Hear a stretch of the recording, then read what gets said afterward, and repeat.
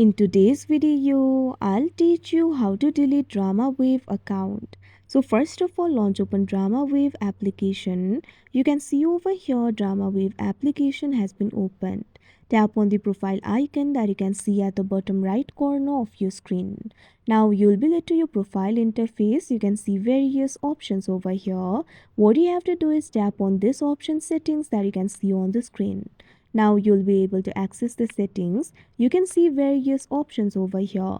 At fourth, you'll be able to find this option for account deletion. What you have to do is tap on it. Now you'll be able to delete your account.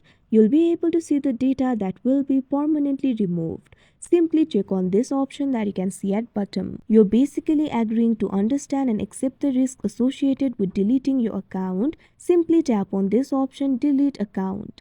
Now you'll be able to see this kind of option over here. Tap on this option, confirm.